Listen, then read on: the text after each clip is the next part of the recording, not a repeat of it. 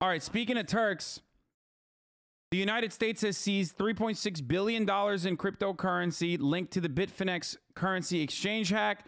I need more details on the story, just like I need you to avoid the top of the hour ad break. This is not a good year for the Turkish Americans, okay? Even though she's Greek, the person in the story is actually Greek, so don't worry about it. Many will tell you she's Turkish, but they're lying. Okay. At the top of the hour, there's a 60-second ad break, and if you no longer want to see those ads, all you need to do is subscribe. You can't subscribe with cryptocurrency, but you can subscribe with legal tender. You know, greenbacks, baby, $5 a month. Or if you don't have $5 a month, you can subscribe with an Amazon Prime account connected to your Twitch account, which gives you one free Prime subscription a month. That's a free way to subscribe and avoid the ad breaks. Another way is if you are lucky and you get gifted a sub. But here's the 1 minute ad break now. 4,000 Bitcoin, that is $3.6 billion, a record seizure by the U.S. Justice Department. On Tuesday, police in New York arrested a husband and wife couple that allegedly tried to launder just that amount, which seems to be connected to a 2016 hack of the virtual currency exchange Bitfinex. The Attorney General says the arrests are proof that, quote, cryptocurrency is not a safe haven for criminals and that the law will and we will follow the money no matter what form it takes. This is kind of crazy. Like, Deutsche Welle is like the way that they cover the news. What does this guy not know how to read a teleprompter? What the fuck's going on? I mean, no disrespect, but goddamn, dude.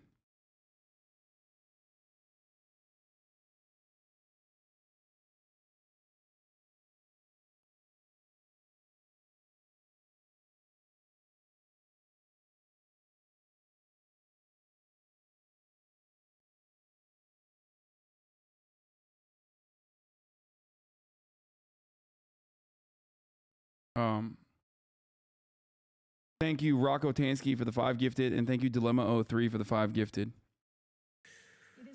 All right, let's take a closer look at the story with my colleague Lars Halter. He's a financial reporter and former Wall Street correspondent. Lars, good to have you. This couple tried to launder $3.6 billion worth of Bitcoin. Who are these people? Well, Chris, as they said before, they are a husband and wife team. And let's look at him first. Ilya Lichtenstein, he calls himself Dutch. He seems to be pretty tech savvy. He is an angel investor, and he used to be a part of the Y Combinator. That's a startup accelerator that has helped some really big tech firms get to the next level. Among those are Airbnb or Dropbox, but also Coinbase, which of course is a possible link here to the cryptocurrencies. And then Coinbase. If we look at her, Heather Morgan. Damn, Ludwig played a role in this? What? Hold up, bro. BRB doing a citizen's arrest on Ludwig. A little bit all over the place. She says about herself that she started many different companies. She was also bankrupt and homeless a couple of times, then rich again. And where do I know this from? I went through her Instagram and YouTube account earlier today, and I can't tell you whether that was the best part or the worst part of my day. But she's also putting a lot of stuff up there, including some rap videos. Hey guys, I have to pee. I will be back. This video is by Deutsche Welle, okay? It's titled, US seizes $3.6 billion in cryptocurrency linked to Bitfinex currency exchange hack. I'm going to pee, and I'll be back while this video is playing, okay? Now, it might autoplay into the truckers against vaccine mandates by CBS Mornings, okay? Now, if that starts playing, it doesn't matter because ultimately I'm going to go back to the cryptocurrency story. I want to talk about it a little bit further as I did yesterday. So fear not, okay? That video that I will be inevitably talking about is by CoffeeZilla, world's worst rapper arrested in $3.6 billion cryptocurrency scheme. CoffeeZilla is a friend of the show, has made some great videos. Urge you to subscribe to them. Anyway, let's continue. I'm going to go pee now, okay? It's probably approximately going to take, like, I don't know, around 1 minute and 30 seconds. I don't really know. You guys know better because some of you unironically time my pees. Hopefully this will hopefully this will stop people from disingenuously losing their fucking minds every time I step away, but most likely not. This will probably go into the compilation of videos playing in the background as I go and pee. I hope this improved the broadcast for all of you. Oh wait, you all already didn't give a shit. It's the motherfucking disingenuous idiots who never actually watch me, but only watch fucking compilations of my stream where I'm away from the stream that were mad, and they're gonna stay mad. Anyway, let's continue. Which I think are really the worst I've ever seen. So quite an interesting person here. Quite an interesting background. How did the two get caught? Well, you know, people used to think of cryptocurrencies as untraceable, and they're really not. Every crypto transaction is in that blockchain, a publicly available ledger. It is transcribed there. That is essentially code. And code, of course, if you're into the tech world and if you understand it, can be traced. If you have parts of a code here and it appears here and there again, you can trace it. And that's exactly how they did it. Lars Halter from DW Business. Thank you.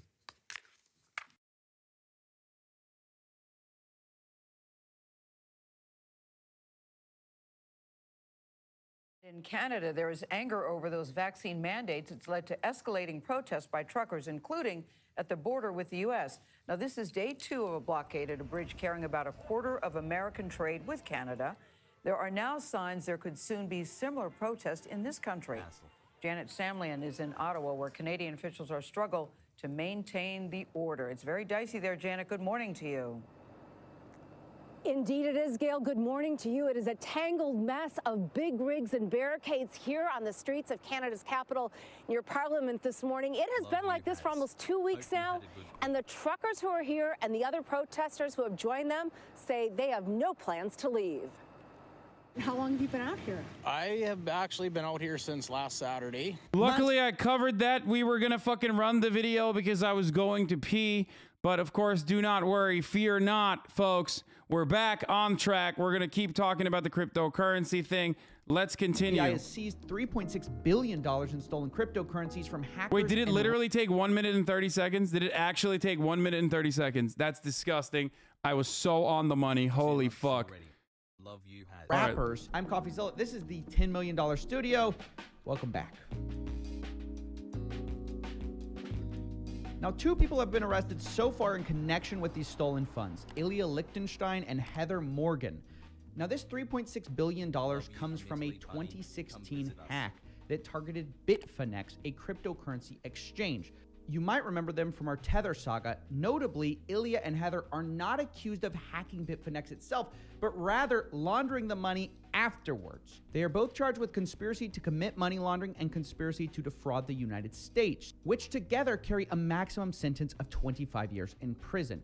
Now, we're going to get into all the specifics of how these two were able to do this, but it's worth noting that I don't think these charges are near enough. The girl, especially Heather Morgan, should be incarcerated for at least another 25 years, purely on the basis of being unbearably cringe. So look, here's the thing. As I said, the FBI seized it from hackers and rappers. Yes, this lady, Heather, is a rapper. She calls herself the Crocodile of Wall Street. She's obsessed with alligators, and she raps terribly. I mean, she's a rapper sort of in the same way that American Idol singers are singers. This song is for the entrepreneurs and hackers, all the misfits and smart slackers. Russell Kong, the Versace better win. Come real far. I've listened to this song so many fucking times since yesterday, and I have an announcement. I have something to admit. I'm sorry to say this, okay? I'm dead ass serious. The beat is actually good. Like, the beat is literally good. Not the rapping, but the beat is good. I'm sorry. The fucking truth. Don't know where I'm headed. Motherfucking crocodile of Wall Street. Silver on my fingers and boots on my feet. Like, someone needs to sample that fucking beat and like actually make a song. The beat is not bad. The beat is not bad. She didn't do the beat. She can't even rap over the beat. She can't even keep a beat. Obviously, she's not good. She's awful. Worst person to have ever rapped. It should literally be illegal for her to rap. She should be in jail for the rapping. Okay, we're all on the same. We're all on the same wavelength here. The beat, on the other hand, though, pretty fucking solid. Kanye should sample it. Now, I know what you're thinking. We might have just uncovered the real crime here, and it's true. But honestly, hear her out. She's a lot of things. She's not just a rapper. look, I'll let her tell it. I'm many things. A rapper, an economist, a journalist, a writer, a CEO, and a dirty hoe. Horrible rapper. That's right, ladies and gentlemen. This is who a good stole one. all this money. Good one, Coffee Billions of dollars laundered. This is who it is. It's unbelievable. And you know what? The only honest thing might be that she's a writer. See, I looked into this, and it turns out that that's actually true. Heather Morgan turns out to be a Forbes contributor. They just let anyone in these days. And one of her articles... I mean, quite literally, they do. So, was that's true. This. Experts share tips to protect your business from cyber criminals. You know what? I think she actually might know what she's talking about. You see, guys, you just have to learn to protect your business from criminals by criminals. Another thing that she raps about as a professional rapper that she is the social distancing, guys. She's out there helping people out, scaring them away from her, I think. Woo! Got coronavirus. Woo! Woo! Do your part. Social distance. Do your part. Social distance. Do your Oh my God, coronavirus. This is how we reach Corona Zero. This is how we get to COVID Zero. You play this every time, and anytime someone's like, I'm an anti-masker, you just play this. part. Social distance. Stay 6 feet apart. Oh, you don't want to get vaccinated? You don't want to get fucking vaccinated, dude? Guess what? Woo! Do your part. Social distance. Do your part. Social distance. Do your part. Social distance. Stay 6 feet apart. You know what? That's right. It's like, I am now pro-COVID. Yes, me too. Oh, no, for sure. Because if you had not gotten vaccinated and you got COVID and you fucking died alone and scared at a fucking cold hospital, gasping for air as in your final moments, you at the very least would not have been able to survive it long enough to see this song and hear it and experience it. So there is that. So, you know, a lot of people say COVID is bad, but then there's also the highlights, okay? The other side of the story of COVID. All right, let's continue. If I saw someone dancing like that, I would social distance from them permanently. And the song, who's got coronavirus? Who? I don't know, man. It's so bad that it might be good. What would Fantano give it? I feel like Fantano would give this a 10. All right, so I'm sorry. Rapper career, we had to discuss that, but listen, let's get back to the case. Sorry, Steven, come on. The case. This video is a perfect example of the cure being worse than the virus. Yeah, no, for real. Like, the FBI broke it down like this with this chart. Basically, how this worked was after hacking funds, these two laundered the money through a series of cryptocurrency accounts, including cryptocurrency exchanges like Coinbase, Kraken, and Binance. They would then send that money to a series of made-up identities. Now, bear in mind, this wasn't that sophisticated because they kept using new email addresses but using the same photo. So these two feel like amateurs, but at the same time, they were using thousands of transactions to try to hide these movements. So in some... Bro, that's how you know meritocracy is a lie, okay? Like, there's no better representation that meritocracy is just absolutely a fucking lie than, like, those people stumbling across millions and millions of fucking dollars. Like, the person who hacked, the person who actually did the fucking hack, that person turning around and using these guys, like, you're a fucking idiot. Like, you're a dumbass. All right, let's continue. They knew what they were doing.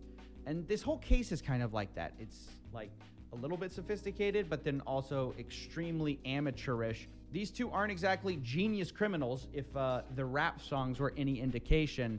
But this report also hinted about the fact that this also might be the work of another person too. According to the affidavit, the information contained, quote, includes information provided by private entities that the U.S. government believes to be reliable, aka probably a whistleblower, maybe a friend of these two. And it would make sense why they were motivated to do that. They fucking saw the music. They saw the fucking dog shit content that they were making, and they were like, if she goes to jail, this is the only way to stop her. Like, their friend probably was like, listen, I tried to get her to stop, and she couldn't. And then I saw this music, and I saw this opportunity. I was like, I'm sorry. I hate that I had to do this to you. I hate that you're going to jail, but, like, upside is like I will never have to see this. You know, I will never have to see the fucking music that you've made ever again. Because according to the affidavit, Bitfinex offered up to 5% of any property recovered. The total potential reward exceeds $400 million. So it just might be the case that someone out there, a friend perhaps, of the crocodile of Wall Street, might be crying crocodile tears when these two go to jail, thinking that maybe they can get some of that reward money. But no matter who it was, I'm just glad these two got caught, and I hope the judge considers an extra sentence for all the emotional damage this story inflicted on all of us who are now being subjected to these two's work. That's it. See ya. Look at the bigger picture from this, because we can all look on chain. We get a Panama Papers every 10 minutes. If BlackRock, Amazon were forced on the Bitcoin as a unit of account. Yeah, but the other side of that, the inverse of that is that one, there will be methods of hiding that, okay? It's not always going to be fucking accessible for everyone, because as long as you don't know what the wallets are, and the institutions are not going to fucking trace the wallets if they are literally being bought out by the Amazons and the BlackRocks of the world. And two, oh, fuck, what was the other thing I was gonna say? Oh yeah, the put every fucking to put every single transaction on the blockchain, every single financial transaction on the blockchain from like Amazon and BlackRock and all that other shit would require a tremendous amount of computing power and a fuckload of energy. Oh, you're a crypto expert now, Lamau? Shut up. I am not a crypto expert. I am not a fucking nerd. I don't care. You will never teach me on crypto, but at least I know enough. Okay, I know enough about crypto. Do your part, social distance, do your part, social distance, do. Oh my God. Wow, Hasan, you're a real crypto genius all of a sudden. Please give more talks on this. Dude, I hate it. I don't know anything about crypto. I don't know. I don't know what you're talking about. I don't know what cryptocurrency is even. What is a cryptocurrency? All I know is it's like the fucking most relentless nerds in my chat constantly fucking talking about this. I think this is fake, by the way. I saw this, but I never have I ever stolen 4.5. I definitely have. Yeah, I think this is fake, but it's pretty funny to think that it's real, but regardless. All right. You go hard against them, that's why. I know. I have so many fucking crypto nerds in here. I have so many fucking crypto nerds in here, and it's crazy. Thank you, Daddy Bezos.